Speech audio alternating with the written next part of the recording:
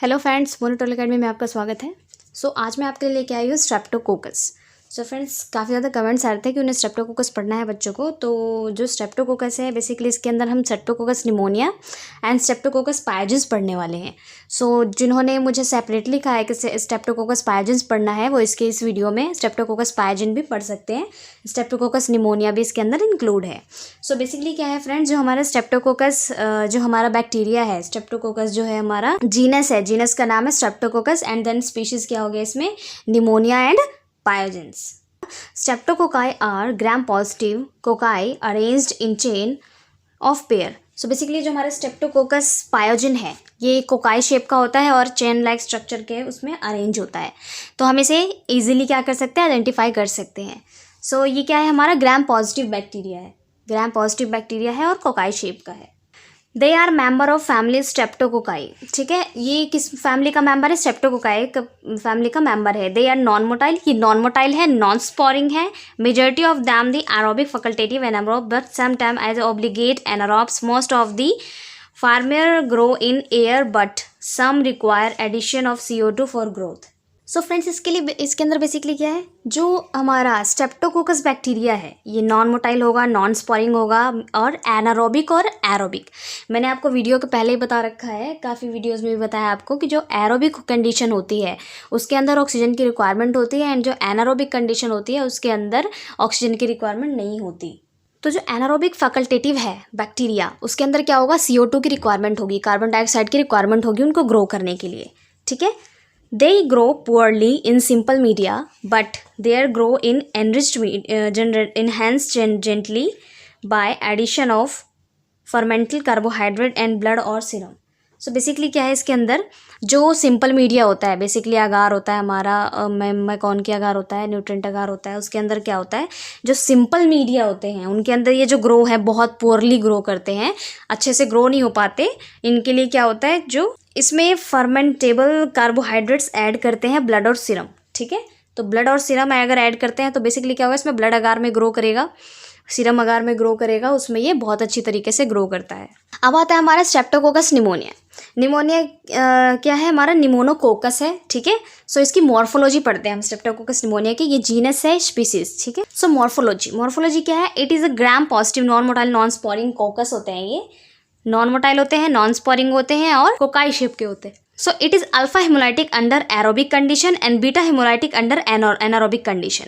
तो alpha hemolytic जो होगा यहाँ पे वो किसके अंदर होगा, जिसमें ऑक्सीजन की रिक्वायरमेंट होगी, एंड बीटा हेमोलाइटिक किस में शो करेगा, जो एनारोबिक कंडीशन होगी। ठीक है, it occurs characteristically in pair of lancet shape cocci of about 1 micrometer diameter and rounded ends of cocci being adjacent to each other। आप देख सकते हैं फ्रेंड्स, मैंने यहाँ पे डायग्राम बनाया हुआ है, इसके अंदर आपको लेंसेट शेप के दिख रहे हैं। ये हमारा स्ट्रेप्टोकोकस निमोनिया है, ये बीच में बाइसेक्ट किया हुआ है, 2 पार्ट में डिवाइडेड है, इसको हम निमोनियाई बैक्टीरिया है। ठीक है, आप डायग्राम में इजीली देख सकते हो। इसका कल्चरल कैरेक्टरिस्टिक क्या है friends, they are aerobic and facultative anaerobes and need 5 to 10% CO2 for primarily isolation. Basically क्या है, जो एरोबिक होंगे उसमें तो ऑक्सीजन की रिक्वायरमेंट होगी, लेकिन एनारोबिक कंडीशन में जो कार्बन डाइऑक्साइड की वो रिक्वायरमेंट होती है उसमें 5 से 10% कार्बन डाइऑक्साइड चाहिए होता है आइसोलेशन के लिए। ऑप्टिमम टेम्परेचर 37 डिग्री सेल्सियस होता है। इसका pH कितना होगा, 7.8 pH होगा and grow only on enriched media, enriched media में ग्रो करता है। अब इसकी पैथोजेनिसिटी के बारे में पढ़ते हैं। जो स्ट्रेप्टोकोकस निमोनिया है बेसिकली इनसे क्या क्या पैथोजेनिसिटी कॉज हो सकती है। It is responsible for majority of community pneumonia. Basically ये किस चीज़ के लिए रिस्पॉन्सिबल है, निमोनिया के लिए रिस्पॉन्सिबल है। Infection by pneumococcus may be dangerous causes not only pneumonia but also bronchitis media, septicaemia and meningitis, pneumococcal pneumonia causes fever and chills, cough, difficulty breathing, chest pain etc। इससे क्या हो सकता है friend, जो pathogenicity होती है Streptococcus pneumonia की, ये सिर्फ निमोनिया कोज नहीं करता, इसके अलावा सेप्टिसीमिया एंड मेनिंजाइटिस निमोनिया भी कॉज करता है, फीवर भी कॉज करता है। इसमें चिल्स, कफ, डिफिकल्टी, आपको सांस लेने में दिक्कत आ सकती है, आपके चेस्ट में पेन हो सकता है इसके अलावा। ठीक है, if infection spread to brain to spinal cord, अगर ये इन्फेक्शन जो है हमारा निमोनिया इन्फेक्शन है ये स्प्रेड होता है ब्रेन से स्पाइनल कोड में, ठीक है, तो ये कॉज करेगा pneumococcal meningitis, characterised by fever, confusion होगी एंड हेडेक भी हो सकता है इससे।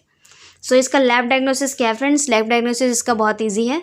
सो इसका लैब डायग्नोसिस का various specimen like sputum, blood and cerebrospinal fluid can be use.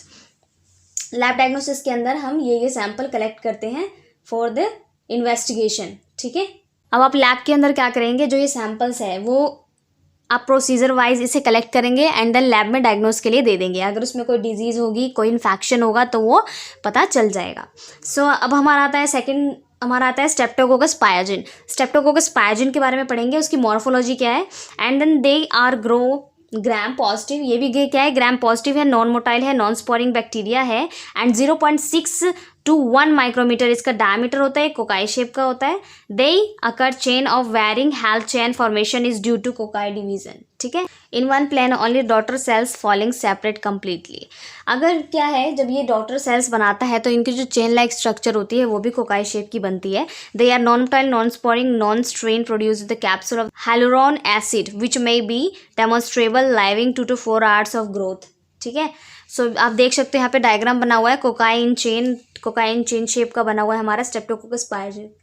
Cultural characteristic के अंदर क्या है friend, they are aerobic and facultative anaerobes. ये भी क्या है, aerobic and facultative anaerobes. Temperature range कितनी होनी चाहिए इसकी, 22 to 40 degree Celsius optimum temperature होता है इसका. टेम्परेचर बीइंग कितना होता है, 37 डिग्री सेल्सियस भी हो सकता है. सो इसके लिए भी क्या है, जो हमारा स्ट्रेप्टोकोकस पायोजिन है ये भी 2 कंडीशन में ग्रो करता है, एक एरोबिक एंड एनारोबिक. ठीक है. They can grow the blood agar media after 24 hours of incubation. Colonies of on blood agar are small. They gray white with a mat of glossy surface होता है इसका. So क्या है, ये क्या करेगा, अगर हम स्ट्रेप्टोकोकस पायोजिन को ग्रो करवाना चाहते हैं तो किस में करवाएंगे, हम ब्लड अगार मीडिया में करवाएंगे. और 24 आवर्स इंक्यूबेशन जब हम करेंगे, आफ्टर 24 आवर्स, तो कॉलोनीज जो है वो ब्लड अगार की ये स्मॉल होगी, ग्रेइश होगी, वाइट होगी. ठीक है. मैट और ग्लॉसी सरफेस होगा इसका. The colonies are surrounded by a wide zone of beta haemolysis. अब फ्रेंड्स मैंने आपको दो बताए हैं, एक बीटा हेमोलाइसिस बताया, एक अल्फा हेमोलाइसिस बताया है. ठीक है. सो जो अल्फा हेमोलाइसिस होता है वो किस में होता है, अल्फा हेमोलाइसिस हमारा aerobic condition, beta haemolysis anaerobic condition. तो इसमें कौन सा राउंड जोन आया है, beta haemolysis anaerobic condition. So susceptibility of the physical and chemical agents कौन से होते हैं इसमें, ये स्ट्रेप्टोकोकस जो पायोजिन्स है, delicated organisms, it can be killed by heating by 54 degree Celsius for 30 minute. अगर हम हीट करते हैं 54 डिग्री सेल्सियस पे 30 मिनट के लिए हम हीट केयर करते हैं उस जो जहाँ पे बैक्टीरिया ग्रो हुई है, तो वहाँ पे क्या होगा, बैक्टीरिया सारी किल हो जाएगी. ठीक है. उनका टेम्परेचर है ये. बायोकेमिकल रिएक्शन क्या friends, it is catalase negative होता है, ये कैटालाइज नेगेटिव होगा like streptococcus pneumonia but insoluble in 10% bile. Insoluble किसके अंदर होता है, 10% बाइल के अंदर. If ferment several sugar with the production of acid but no gas. ये फर्मेंट ऑफ सेवरल शुगर करता है, फर्मेंटेशन करता है एंड प्रोड्यूस करता है एसिड बट नो गैस के साथ. ठीक है. कोई गैस प्रोड्यूस नहीं होती यहाँ पे. अब हम पढ़ते हैं इसका लैब डायग्नोसिस, इसको किस तरह से लैब में डायग्नोस किया जाता है. सो स्पेसिमेन हम कलेक्ट करेंगे डायग्नोस करने के लिए. स्पेसिमेन कौन कौन से लेना है, हमें थ्रोट लेना है. ठीक है. थ्रोट एंड नोज स्वैब लेनी है. द कॉजेज ऑफ थ्रोट और नोज स्वैब सस्पेक्टेड कैरियर्स. ठीक है. पस और पस स्वैब होता है. एक तो पस सैंपल लेते हैं जहाँ पर लेसन वगैरह हो रखा होता है, और एक पस स्वैब लेते हैं. ठीक है. पस स्वैब कहाँ से लिया है हमने, वो भी हम साइट मेंशन करते हैं जहाँ हम लैब में डायग्नोस करते हैं. एंड ब्लड लेते हैं फ्रॉम दिस सिस्टमैटिक इन्फेक्शन में. ठीक है. The observation of typically gram positive cocci arrange in chain of microscopic examination smear और पस और CSF may be indicated of the presence of streptococci. तो क्या है फ्रेंड्स, जो हम सैंपल लिए हैं, हमने कलेक्ट किए हैं पस के, थ्रोट स्वैब के, CSF के और ब्लड के, तो उसे क्या करेंगे, हम लैब में डायग्नोस के लिए देंगे, माइक्रोस्कोपिक एग्जामिनेशन करने के लिए देंगे. एंड स्ट्रेप्टोकोकाई प्रेजेंट है या नहीं है ये हम उसमें इन्वेस्टिगेट करेंगे. सो बेसिकली क्या है, जो CSF का सैंपल लेते हैं हम, सेरेब्रोस्पाइनल फ्लूइड का सैंपल लेते हैं, वो मेनिंजाइटिस के केस में लेते हैं. ठीक है. आपको याद रखना है, ये MCQs के क्वेश्चन में बहुत पूछा जाता है कि जो CSF का सैंपल है वो किस डिजीज़ में, किस केस में लिया जाता है. तो आपको याद रखना है, मेनिंजाइटिस के केस में लिया जाता है. इनोकुलेट पस and swab the blood agar plate immediately. Inoculate करेंगे एंड इंक्यूबेट करेंगे 37 डिग्री सेल्सियस पर 24 आवर के लिए. एंड बीटा हेमोलाइसिस देखेंगे हम उसके अंदर, अगर कॉलोनी स्ट्रेप्टोकोकाई की होगी तो. सो फ्रेंड्स, हमारा जो स्ट्रेप्टोकोकाई निमोनिया है, स्ट्रेप्टोकोकाई पायोजिन्स है, बेसिकली इसमें इतना ही था. तो अगर आपको इसमें कुछ भी डाउट हो तो आप मुझे कमेंट बॉक्स में पूछ सकते हैं बेझिझक. ये बहुत ही अच्छा टॉपिक है, बहुत ईजिली है. इसमें से बहुत सारे MCQs के क्वेश्चंस भी आते हैं, तो आपको ध्यान रखना है. अगर MCQs के क्वेश्चंस बनाने हैं तो आप मुझे कमेंट बॉक्स में लिखकर बता सकते हैं. हैं आपको कौन से टॉपिक पे कौन सा टॉपिक क्लियर नहीं हो रहा है, आपको कौन से टॉपिक के एमसीक्यूज क्वेश्चन चाहिए। तो वीडियो अगर आपको अच्छी लगी हो तो इसे लाइक कीजिए, शेयर कीजिए फ्रेंड्स को, और सब्सक्राइब करना मत भूलिएगा। ओके, थैंक यू फ्रेंड्स, मिलते हैं नेक्स्ट वीडियो में।